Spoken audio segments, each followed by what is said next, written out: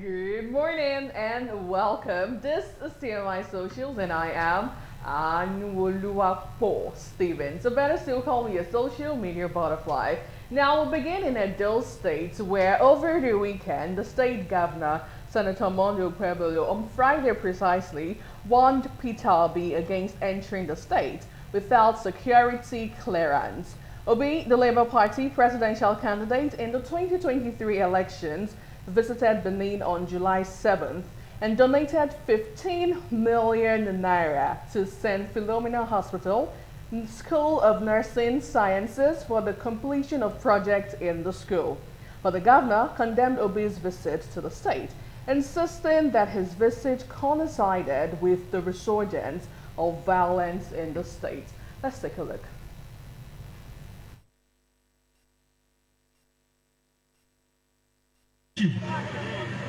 I am sending a direct message to him. There is a new sheriff in town. He cannot come to Edo without telling me, because his security will never be guaranteed. Whatever happens to him when he's in Edo State, he will take it. I am serious about it. Now let's take a look at when Peter Obi was actually in Edo State and what actually cost the opera. Take a look.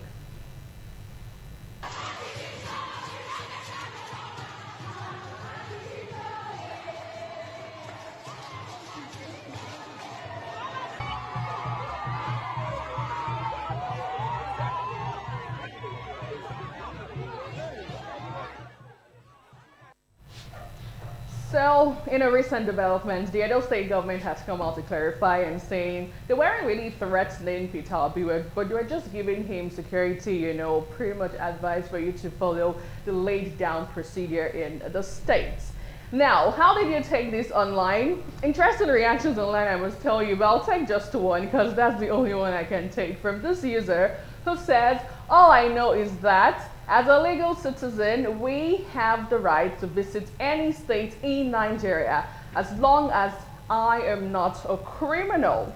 Now, speaking about Peter Obi, the former Labour Party presidential candidate, Peter Obi, has vowed to scrap the office of the First Lady if elected. Reports have it that the former Anambra State Governor insisted that the role is unnecessary and contributes to government waste. While speaking to his supporters in a video online, Obi said he would not allow his wife to run such an office because Nigerians did not elect her. Let's take a listen. I shut it down. I went to Lagos, I shut it down. When the office of First Lady was getting more money than some of our ministries, I shut it down because nobody voted my wife. And both of us live in the house. It's my wife and I love her. My best friend, my closest friend. But then, she didn't campaign. So I said, why should we have an office? She even have a... It's the all for me. Now, how did you take this online? We're moving over to tweets and reactions. This user says, he is not a team worker. He definitely believes women shouldn't occupy public office. Okay, another user responded. This one wrote, he is right about this, but some people will still find fault with him saying it. Now, finally, on the story, this user has something different to say. Damn, you cannot feast when you tell people to fast. Nigeria has a rare gem in Peter Obi.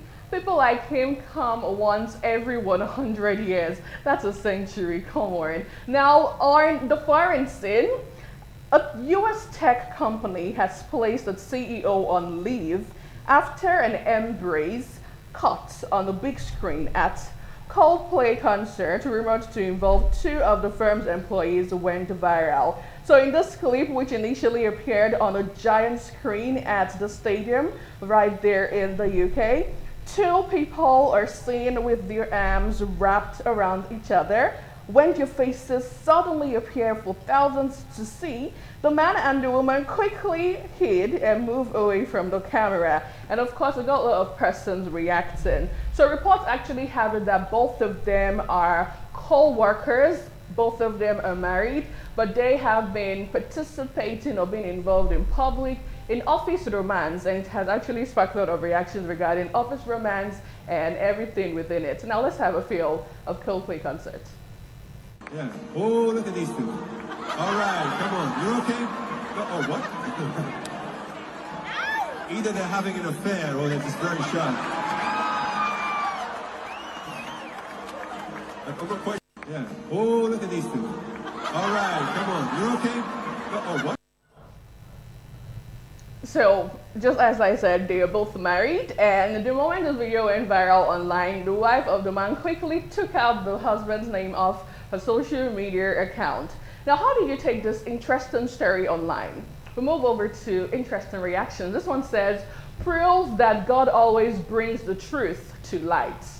Okay. Another user on Instagram says, the CEO said Coldplay should have respected his privacy, yet this video shows Chris Martin clearly announcing what they are going to do and still cuddled each other. Well, still on this viral video, this one wrote, harsh as it is, Coldplay did them a favor. I am happy for their spouses. They are no longer loving someone who never deserved it. And finally, this user says, Chris did not expose them. They exposed themselves by going to their concert. Anyway, back here in Nigeria, here is a rather sad story about Dr. Abimbola Binkule, known as one of the strictest lecturers at Kogi State University. He has sadly passed away. Now, his death reportedly occurred in an hotel. So according to sources, Dr. Ibinkule, a married man with children, checked into the hotel 3 days ago with a young woman said to be a 200th level student of social studies education. It actually alleged that the lecturer consumed a significant amount of energy drinks before the incident. Unfortunately, not long after their encounter began, he collapsed and did not survive. Now, this has actually sparked a lot of reactions. The student is currently in police custody, and it's being investigated. So how did you take this online? Let's have reactions.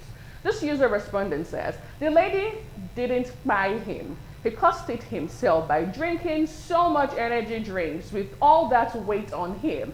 The man suffered cardiac arrest. Okay. Another user wrote, the police should release that girl immediately. This is how these randy lecturers continue to intimidate and mess our daughters and sisters up in these institutions. A lecturer that is supposed to be neck deep in research will not allow these girls to have peace. What a shame. Now finally, this user wrote, Nigerian police leave the young lady alone. She was most likely forced into the situation. They are quick to blame the vulnerable in that country. Karma is written all over this situation. Anyway, should I say may his soul rest in peace? Amen. Now finally, on the political scene, the senator representing Kogi Central District, Natasha Akpoti-Uduaghan, is insisting that she will resume at the Senate tomorrow, Tuesday, 22nd of July, 2025, in line with the judgment of the court, despite the appeal by the president of the Senate, Godswill Akpabio. Let's take a listen to her. With that. Of course, I do miss following up with my bills there, but it didn't stop me from working. But I have pretty much 2 months more before the 6 months expire. However, I have written to the Senate again, telling them that I'm resuming on the 22nd, which is on Tuesday by the special grace of God. I will be there to resume because the court did.